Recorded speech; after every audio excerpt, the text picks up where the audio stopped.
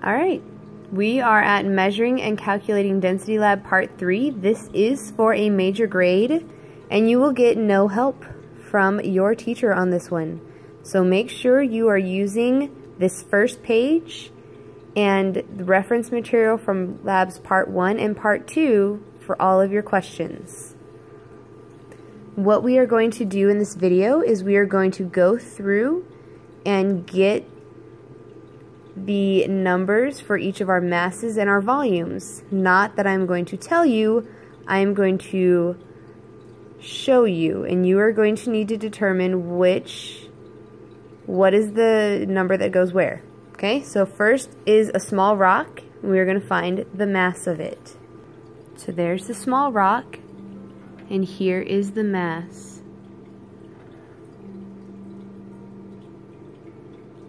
And the tens and the ones. For the volume, we're going to use the graduated cylinder. Here is our starting volume for our water. Focus. There we go. Focus. Starting volume. Here is our ending volume with the rock in the graduated cylinder. Make sure you know what the intervals are between each of our whole numbers. So you should have a number for the mass of the small rock and for the volume of the rock. You will need to calculate density for yourself and remember to round to the nearest hundredth.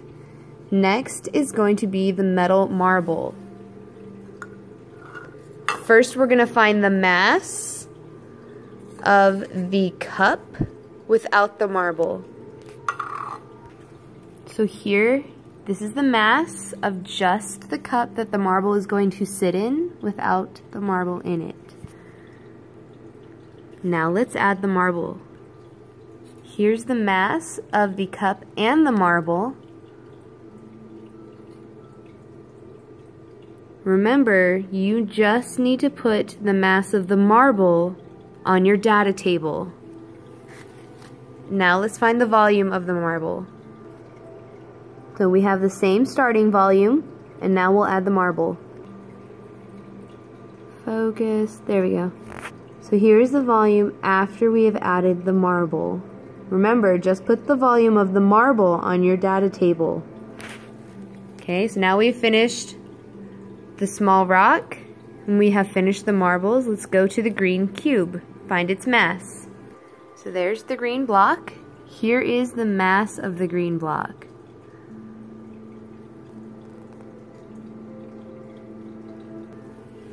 To find the volume, we need to do some measurements, starting at 0. So there's the measurement for the length. Sorry, it looks a little off, but it's not. And I just realized this is a cube. So, what's special about the cubes is you only need to measure one of these sides because all the rest are and then you can find the volume. Be careful with multiplying though. Multiply the measurement for the length, the measurement for the width, and the measurement for the height. That's your clue. So now we're on to the yellow block. Here's the mass.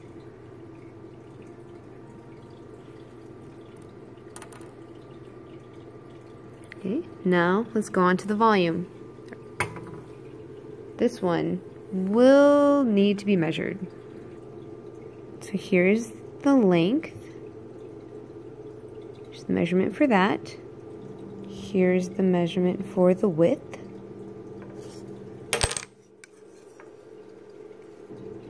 And then here is the measurement for the height. Now you should be able to calculate out its volume using the formula. So we have small rock is done, metal marble is done, green cube is done, yellow block is done. On to the washer, and if you don't know what a washer is, now you do. First, the mass. Here is the mass for the washer, just right there. These are all at 0, okay? So just right there for the mass. Now to find the volume. Focus. Alright. And again, starting at the same volume.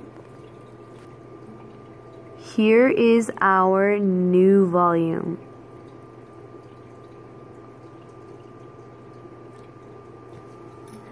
Not very much of a change, guys.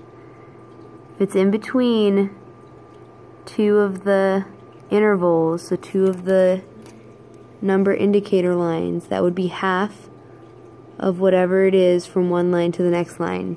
That'll be your clue for that one. Last object is going to be the nickel. First, we need to find the mass. So there's the mass for our nickel. Both of those are at 0, so it's just that. And now let's find the volume. Starting with the same number again. Now let's add the nickel. So there's our new volume. Remember the clue for the volume of the washer. Same clue applies here for the volume of the nickel. Okay, so now this entire table should be filled out. You found the masses and the volumes. You should calculate out the densities. Round to the 100th. If you don't remember how to do that, go back to page 1. For this one, answer this question. Give examples from here. So whatever your answer is, prove it with your numbers from there. Okay?